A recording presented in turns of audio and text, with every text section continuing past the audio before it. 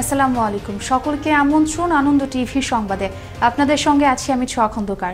স্বরাষ্ট্রমন্ত্রী আসাদুজ্জামান খান কামাল বলেছেন, সন্ত্রাস ও জঙ্গিবাদের বিরুদ্ধে যেভাবে আমরা জয়ী হয়েছি সেভাবে মাদকের বিরুদ্ধেও আমাদের জয়ী হতে হবে।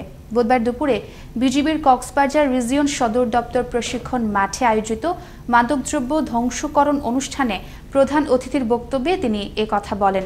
অনুষ্ঠানে বিশেষ অতিথি ছিলেন পুলিশের মহাপরিদর্শক ডক্টর বেনজির আহমেদ।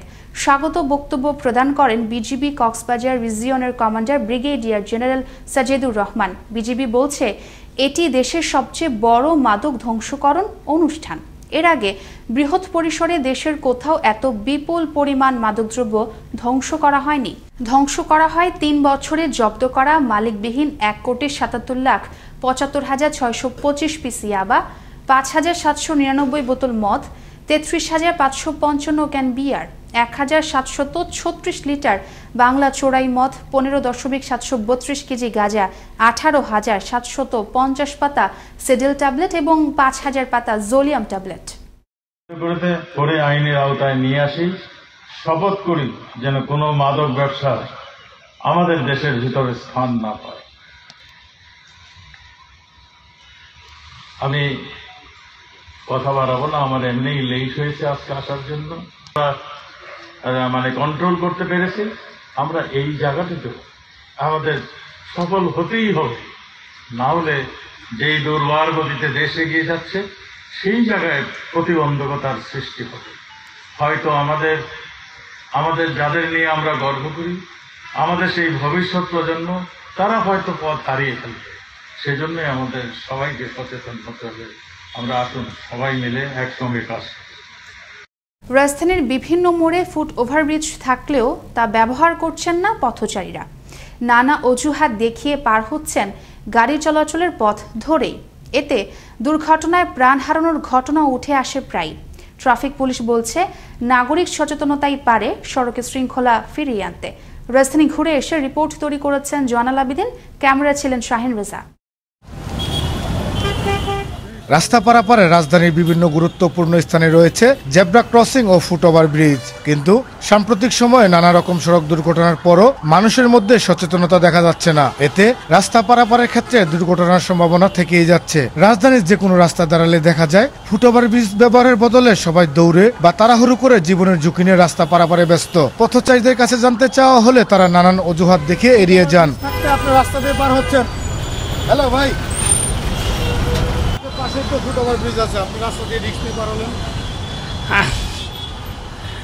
আসলে সরি ভুল হয়েছে, ওইরকম কাজ আর করবো না। বিষয়টা শর্টকাটে যেতে চাচ্ছিলাম এই আর কি, খুব তাড়া তো তার কারণে। আমাদের জীবনের চাইতে সময়ের মূল্যটা আমাদের দেওয়া দরকার নেই, জীবনের মূল্যটা দেওয়া দরকার। আমাদের ওখান থেকে গেলে আমাদের জীবনের জন্য নিরাপত্তা। ভাই ওভার ব্রিজে যাই মাঝে মাঝে, আমার পায়ে একটু সমস্যা, তো এই জন্য আমি ওই যে কষ্ট হয়ে উঠে এদিকে পার হচ্ছি। আমি সামনের ওভারব্রিজটাই কিন্তু আমি ইজিলি ইউজ করছি, কারণ অনেক মানুষ জমজমাট থাকে, কিন্তু এখানে একটা মানুষও থাকে না। আমি বললাম তো আমি এদিক দিয়ে মরে যাবো, আমি তাও ওটা দিয়ে উঠবো না, কারণ ওটা সেফই না। আইন শৃঙ্খলা বাহিনী বলছেন, তারা সচেতনতা হতে শুরু করে সড়কে শৃঙ্খলা ফেরাতে সকল প্রকার পদক্ষেপ নিচ্ছেন। তবে নাগরিক সচেতনতার উপর গুরুত্ব দিলেন তারা।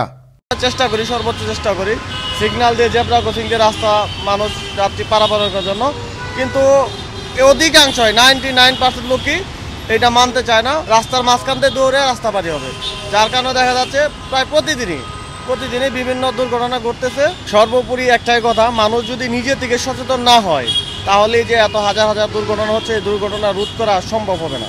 জীবনের ঝুঁকি নিয়ে ওই ক্রসিংটা সরাসরি রাস্তা পার হচ্ছে, গাড়ি দেখে দেখে রাস্তা পার হয়ে যাচ্ছে। পাশেই একটা অ্যাক্সিলেটর সিঁড়ি দেওয়া আছে, আমরা এটাকে ব্যবহার করতেছি না। আবার যদি ওইখানে কোনো দুর্ঘটনা ঘটে, আমরা কি করতেছি, বাস ড্রাইভার বা যে কোনো যে ভেহিকলসের ড্রাইভারগুলো আছে, আমরা এদের দোষটাকে প্রাধান্য দিচ্ছি। সড়কে শৃঙ্খলা ফিরিয়ে আনতে এবং সড়ক দুর্ঘটনা প্রতিরোধে ফুটওভার ব্রিজ ব্যবহারের বিকল্প নেই। তাই সড়কে শৃঙ্খলা আনয়নে সহউদ্যোগে প্রত্যেকেই ফুটওভার ব্রিজ ব্যবহার করবে, এমনটার প্রত্যাশা নগর কর্তৃপক্ষের। জয়নাল আবেদিন, আনন্দ টিভি, ঢাকা। ভারত থেকে উপহার হিসেবে পাওয়া করোনা টিকার ২০ লাখ ডোজ বৃহস্পতিবার দুপুরে বাংলাদেশে আসবে। আর বাংলাদেশের কেনা ৩ কোটি ডোজ টিকার প্রথম চালান আসবে ২৫ জানুয়ারি। বুধবার প্রধানমন্ত্রীর কার্যালয়ে আয়োজিত সংবাদ সম্মেলনে এ তথ্য জানিয়েছেন স্বাস্থ্যসেবা বিভাগের সচিব আব্দুল মান্নান। মুক্তিযুদ্ধ বিষয়ক মন্ত্রী আকম মোজাম্মেল হক বলেছেন, কোনো মিথ্যাচার দিয়ে বঙ্গবন্ধুকে ছোট করা যায় না, তিনি চিরঞ্জীব। বঙ্গবন্ধুর আদর্শে মৃত্যু নেই। বুধবার জাতীয় প্রেস ক্লাবে আয়োজিত অনুষ্ঠানে তিনি এ কথা বলেন। এ সময় সাংবাদিক ও গবেষক সেলিম রেজার রচিত গবেষণাধর্মী গ্রন্থ বঙ্গবন্ধুর ৭১ দিনগুলি গ্রন্থের মোড়ক উন্মোচন করা হয়। অনুষ্ঠানে বিশেষ অতিথি হিসেবে উপস্থিত ছিলেন আওয়ামী লীগের প্রেসিডিয়াম সদস্য শাহজাহান খান এমপি। তিনি পৃথিবীর মধ্যে একমাত্র বিপ্লবী নেতা যিনি স্বাধীনতার কথা চিন্তা করেছেন, সারা জাতিকে স্বাধীনতার চেতনায় উদ্বুদ্ধ করেছেন এবং স্বাধীনতা নিয়ে এনে দিয়েছেন। দেশের বিভিন্ন স্থানে সাংবাদিক নির্যাতনের প্রতিবাদে মানববন্ধন সমাবেশ হয়েছে বিভাগীয় নগরী রংপুরে। বুধবার দুপুরে নগরীর প্রেস ক্লাবের সামনে বিভিন্ন সাংবাদিক সংগঠনের উদ্যোগে এ মানববন্ধন ও প্রতিবাদ সমাবেশ অনুষ্ঠিত হয়।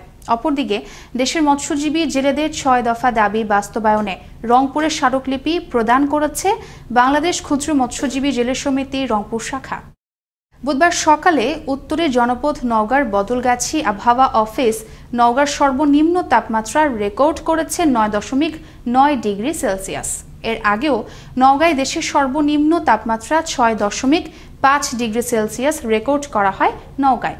মঙ্গলবার থেকে জেলার ১১টি উপজেলায় হঠাৎ করে ধেয়ে আসা ঘন কুয়াশার সঙ্গে উত্তরের ঠান্ডা বাতাসে বেড়েছে মানুষের ভোগান্তি। এতে বিপাকে পড়েছেন খেটে খাওয়া মানুষজন। পটুয়াখালীর কলাপাড়ায় গোপন সংবাদের ভিত্তিতে অভিযান চালিয়ে গাঁজা, নগদ টাকা এবং গাঁজা বিক্রির সরঞ্জাম সহ কাইয়ুম হাওলাদার নামে এক মাদক ব্যবসায়ীকে গ্রেফতার করেছে কলাপাড়া থানা পুলিশ। মঙ্গলবার বিকালে উপজেলার টিয়াখালী ইউনিয়নের পশ্চিম বাদুরতলী গ্রামে গাঁজা বিক্রেতার বসতঘরে অভিযান চালিয়ে ঘরের মেঝে খুঁড়ে পলিথিনের প্যাকেটে মোড়ানো ৫০০ গ্রাম গাঁজা, নগদ ১৪,৩০০ টাকা এবং একটি ডিজিটাল পরিমাপক ও একটি মোবাইল সহ তাকে গ্রেফতার করা হয়। পরিবেশ অধিদপ্তরের নিষেধাজ্ঞা আর কোনো প্রকার নিয়মনীতির তোয়াক্কা না করেই ময়মনসিংহের হালুয়াঘাটে চলছে বীর দর্পে ইট ভাটার কাজ। এতে দূষিত হচ্ছে পরিবেশ, নষ্ট হচ্ছে ফসলি জমি। সম্প্রতি স্থানীয়দের অভিযোগের পরিপ্রেক্ষিতে টিএসবি নামের একটি ইট ভাটার কার্যক্রম বন্ধ করে অন্যত্র সরিয়ে নিতে নির্দেশ দেয় পরিবেশ অধিদপ্তর। তবুও অদৃশ্য কারণে এখনও রয়েছে তা চলমান। ময়মনসিংহ থেকে ওমর ফারুক সুমনের ধারাবাহিক প্রতিবেদনের আজ দেখুন প্রথম পর্ব, জানাচ্ছেন নয়নমণি। দেশ জুড়ে চলছে অবৈধ ইটভাটার বিরুদ্ধে ভ্রাম্যমাণ আদালতের চিরুনি অভিযান। পরিবেশ রক্ষায় এমন পদক্ষেপ সময়োপযোগী সিদ্ধান্ত হিসেবেই দেখছেন সাধারণ মানুষজন। এমন অভিযানের মধ্যেও ময়মনসিংহের হালুয়াঘাটে বীর দর্পে ইট তৈরির কাজ চালিয়ে যাচ্ছে বেশ কিছু ইটভাটা। সম্প্রতি টিএসবি ব্রিক্স নামে জেলা প্রশাসক ও পরিবেশ অধিদপ্তর বরাবর পরিবেশ দূষণ সহ নানান অসুবিধায় লিখিত অভিযোগ দায়ের করেন ভুক্তভোগীরা।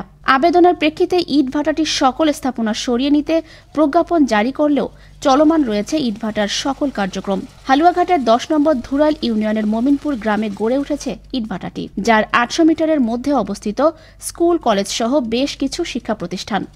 আবাদি জমিতে অবস্থিত হওয়ায় এলাকাবাসীর মাঝে বিরাজ করছে চরম ক্ষোভ। প্রচুর বাড়ি আছে, কিন্তু এই বাড়ি ঘরে মনে জন যে হাওয়া বাটা ছেড়ে দেয়, তখন গাছগাছালি মনে করেন আমনে আমনে যখন সিদ্ধ পাতা, মানে গরম পানিতে পাতা সিদ্ধ হলে যে অবস্থা হয়, এভাবে পাতা ঝইরা ঝইরা পড়ে যায়। বিভিন্ন কলার বাগান করা হইতেছে, বিভিন্ন সুপারি গাছ লাগিয়ে নিতেছে, কিন্তু এই খোলার ধোয়ার কারণে দেখা যাচ্ছে এটা পরিবেশ দূষণ হইতেছে। সকলেই গ্রামবাসী মিলে একটা অভিযোগ করছিলাম পরিবেশ অধিদপ্তর, ওই থেকে একটা সারবস্ত বন্ধ করে দিচ্ছে। তারপরেও সকল বাটা এভাবে বিভিন্নভাবে তারা চালাচ্ছে। এদিকে ইটভাটার মালিকপক্ষ বলছে একটি ষড়যন্ত্র মহল নিজেদের স্বার্থ হাসিলের জন্য ভাটার বিরুদ্ধে অভিযোগ দায়ের করেছেন, যা আদৌ সত্য নয়। ইতিমধ্যে আমরা একটা অভিযোগ পেয়েছি আমাদের ভাটার উপরে, যেটা একটি ষড়যন্ত্রকারী মহল তাদের স্বার্থ চরিতার্থ করার জন্য আমাদের ভাটার বিরুদ্ধে অভিযোগ এনেছে। ইটভাটায় প্রয়োজনে মোবাইল কোর্ট পরিচালনা করা হবে, এমনটাই জানালেন এই কর্মকর্তা।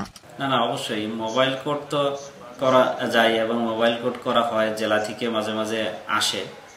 আমরা ওইটা বিবেচনায় রাখছি যে আমরা প্রয়োজনে আমরা মোবাইল কোর্ট করব।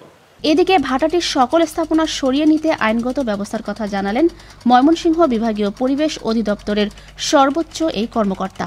আমাদের ময়মনসিংহ জেলা কার্যালয় আবেদন করেছিল, সেটা পরিদর্শন হয়েছে, পরিদর্শনের পর মিটিং উঠেছে এবং মিটিংয়ের সিদ্ধান্ত মোতাবেক তার অবস্থানটা যথাযথ না বিদায় তার ছাড়পত্র আবেদন নামঞ্জুর হয়েছে এবং তার অনুকূলে চিঠি ইস্যু হয়েছে।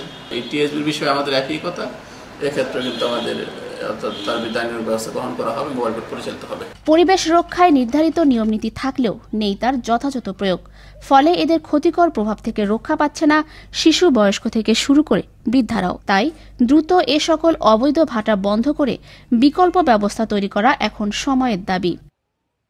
নয়নমণি, আনন্দ টিভি, ন্যাশনাল ডেস্ক। শীতজনিত রোগের প্রকোপ বাড়ছে হবিগঞ্জে। জেলা সদর হাসপাতালে ডায়রিয়া, সর্দি, কাশি ও নিউমোনিয়া রোগীর সংখ্যা বাড়ছে জ্যামিতিক হারে। বুধবার হাসপাতালটিতে 48 জনের আসনের বিপরীতে রোগী ভর্তির সংখ্যা দেখা যায় 153 জনে। গেল সপ্তাহে রোগী ভর্তি হন 850 জন। বিশেষ করে শিশু ওয়ার্ডে হাঁটা যায় না, নেই পা রাখার জায়গাটুকুও। এই ছিল এখনকার মতো। আনন্দ টিভির সংবাদ দেখুন প্রতিদিন বিকেল 5:30 এবং রাত 9:30। করোনা থেকে আপনি এবং আপনার পরিবারকে সুরক্ষিত রাখতে স্বাস্থ্যবিধি মেনে চলুন। আনন্দ টিভির সঙ্গে থাকার জন্য সকলকে ধন্যবাদ।